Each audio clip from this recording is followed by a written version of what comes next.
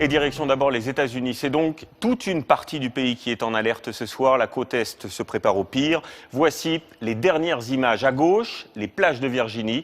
À droite, la Statue de la Liberté dans la tempête. Le vent et les vagues, vous le voyez, sont arrivés. L'ouragan devrait commencer à frapper dans les heures qui viennent avant de retrouver Maryse Burgot au plus près de la tempête. D'abord, les toutes dernières informations avec Sam Assoula. Un vidéaste amateur brave la tempête et les consignes de sécurité pour immortaliser les premiers dégâts d'un ouragan qui s'annonce d'une violence inouïe. L'œil du cyclone est encore loin de cette côte est et pourtant des quartiers entiers sont déjà inondés en Caroline du Nord comme en Virginie. L'eau et la force du vent qui font craindre des dégâts énormes mais surtout des pertes humaines. Des vagues géantes qui s'écrasent sur le littoral et qui deviennent de plus en plus menaçantes. Le vent souffle à plus de 150 km/h.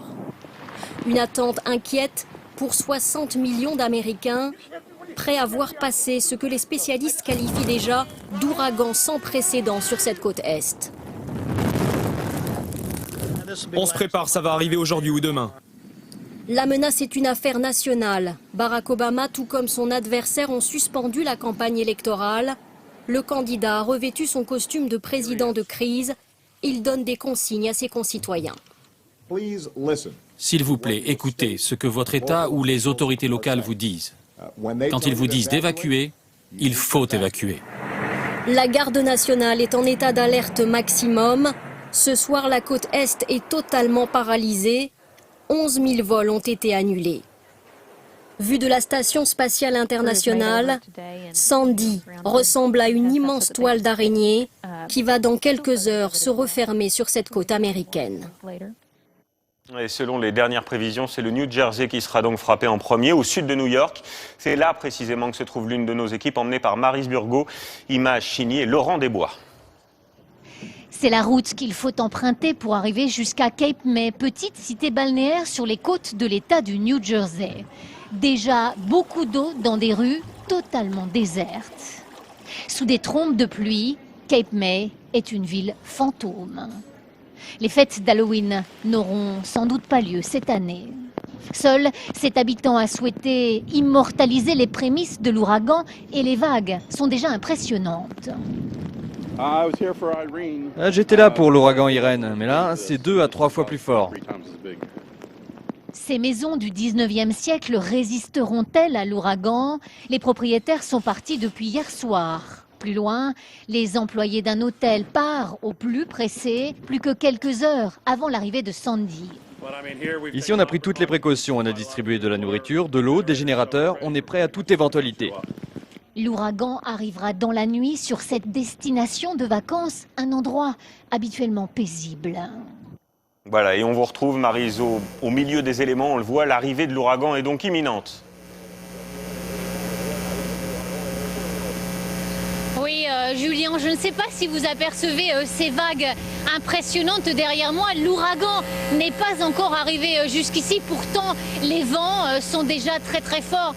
Et ce qui est très impressionnant, c'est de voir que toute cette partie nord-est des États-Unis est maintenant totalement déserte. Nous étions ce matin dans la ville de New York, nous avons à peu près parcouru 300 km pour arriver jusqu'ici. Et bien sur la route, il n'y avait personne, il n'y avait que nous. Les autorités sont tellement alarmistes que tout le monde reste calfeutré chez soi, des autorités qui préfèrent être accusées d'avoir surestimé la menace plutôt que le contraire.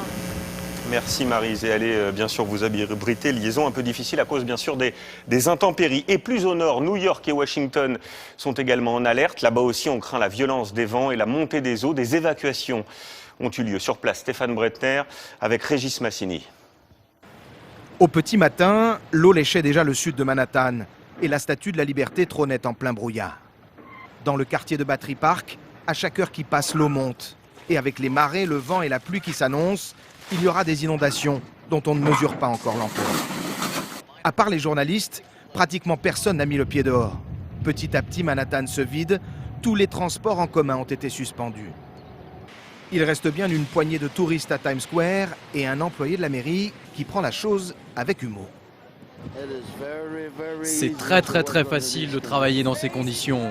Il n'y a pas de foule, personne pour m'embêter. À Washington, même ambiance. Sous une pluie déjà battante, il y a bien encore quelques voitures qui empruntent les grandes avenues. Mais depuis ce matin, il n'y a plus aucun bus. Et le métro a été fermé par précaution. Les fonctionnaires sont en congé forcé et le quartier d'affaires est déserté. Pas une boutique ni un restaurant n'a ouvert ses portes. Du côté de la Maison-Blanche, les touristes d'habitude si nombreux sont restés chez eux. Il y a bien quelques irréductibles qui profitent des dernières heures avant l'arrivée du cyclone. Oui, il y aura du vent, il y aura des coupures d'électricité, mais je ne pense pas que ce sera si catastrophique. Le cyclone paralyse tout, même l'élection présidentielle. Évidemment, la campagne s'est arrêtée depuis ce matin, Barack Obama et Mitt Romney ayant annulé tous leurs meetings jusqu'à mercredi. Aucun des deux candidats ne peut se permettre la moindre erreur alors que des millions de gens vont se retrouver dans le besoin. Tout le monde a encore ici en mémoire la gestion catastrophique de George Bush lors du cyclone Katrina en 2005. Bonsoir Philippe Verdier. Pourquoi cet ouragan fait si peur ? Alors c'est un ouragan qui est quand même beaucoup moins fort en plus que Katrina, mais beaucoup plus fort que nos tempêtes de 99 ou encore Xynthia. Et c'est un ouragan inhabituel. Habituellement, un ouragan en remontant dans le nord de l'Atlantique, ça se dégonfle. Et bien pas celui-là. Il a récupéré une zone de pluie très active et donc c'est réalimenté. Il se situe en ce moment à 300 km des côtes qu'il va toucher dans le courant de la nuit. Et en marge de la zone d'intempéries en orange, on a des villes qui seront frappées par de dures conditions météo, notamment Washington dans le courant de la nuit. C'est Philadelphie qui sera au plus près de l'œil du cyclone et New York sera juste au nord avec des conséquences qui pourraient être beaucoup plus importante que l'année dernière lorsqu'Irène, le précédent cyclone qui avait touché New York, avait apporté donc des intempéries. On peut donc s'attendre à une surélévation du niveau de la mer de 3,50 m. À titre d'exemple, Xynthia, c'était 1 mètre seulement. Également des vents violents, dévastateurs à près de 150 km/h et des pluies diluviennes. Pour la seule journée de demain, on pourra avoir l'équivalent de 2 à 3 mois de pluie en temps normal. Voilà, et on suivra bien sûr tout ça de près. Merci Philippe pour ces précisions.